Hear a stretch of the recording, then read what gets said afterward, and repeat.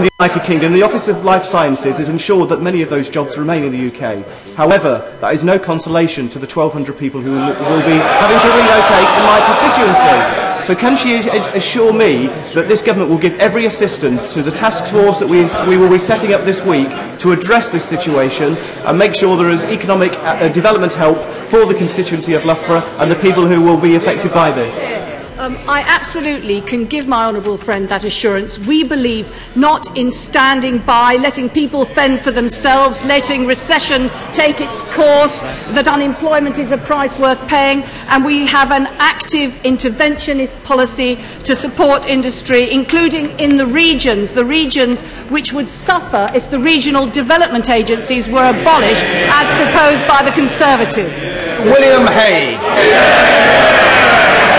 Mr. Speaker, may I join the Leader of the House in sending our thoughts to the people of Chile and in the sad tributes we pay so often to the British servicemen killed in Afghanistan. In the case of the last week, Senior Aircraftman Luke Southgate, Rifleman Martin Kingett, Sergeant Paul Fox, Rifleman Carlo Apollis, and the unnamed soldier as yet from 3rd Battalion.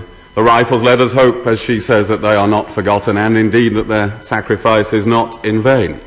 And I want to begin by asking her about a matter directly relating to the armed forces, because now we know from the Chilcot inquiry that the Ministry of Defence felt, in the words of its permanent secretary, that it was running a crisis budget rather than being able to plan coherently.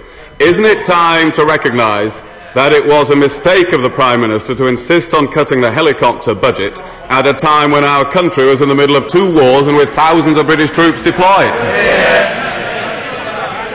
We have maintained a second-to-none commitment to our armed forces, and I think it would be wrong for the Shadow Foreign Secretary to be implying that we are anything in this government less than fully committed to our armed forces.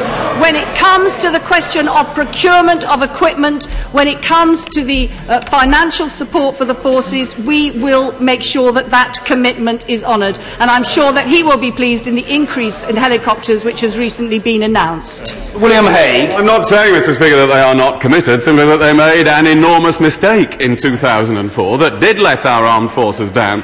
And in the words of the former Defence Secretary, the Right Honourable Member for Ashfield, at the Chilcot inquiry, he said, had that budget been spent in the way we thought we should spend it, then those helicopters would probably be coming into service any time now.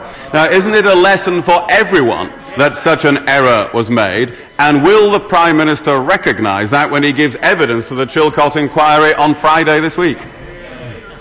Well, if the honourable gentleman wants to know what the Prime Minister is going to say to the Chilcot inquiry, he'll have to wait until he says it. It is completely fatuous. It is fatuous for the Foreign Secretary to ask me what the Prime Minister is going to answer in evidence to the Chilcot inquiry on Friday. But to return to the insinuation that lies behind his point, I want to assure this House and assure everybody in this country who so values the work of our troops that we stand square behind them. Mr. William Hague.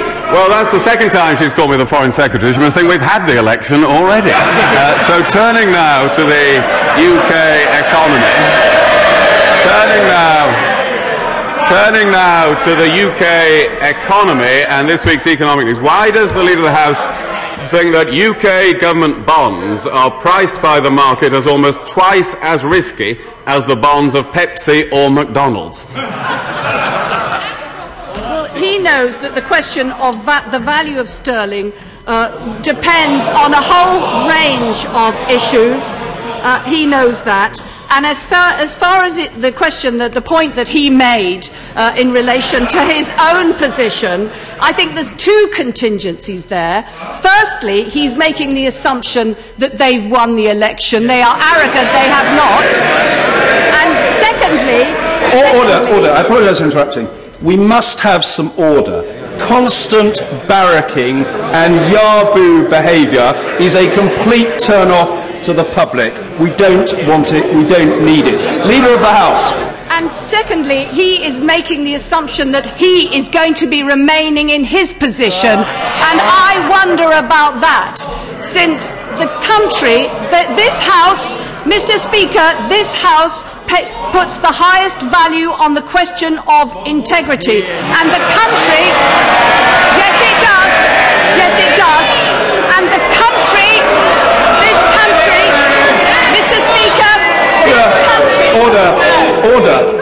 This session will take place in an orderly fashion, or it cannot credibly take place at all. I appeal to members to calm down and to listen both to questions and to answers. Leader of the House.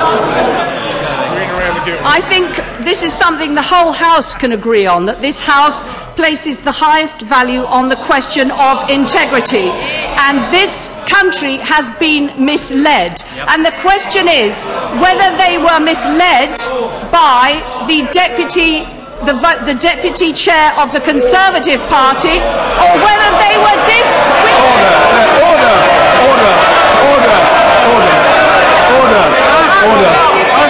We must stick to matters of government responsibility. Mr. William Hague.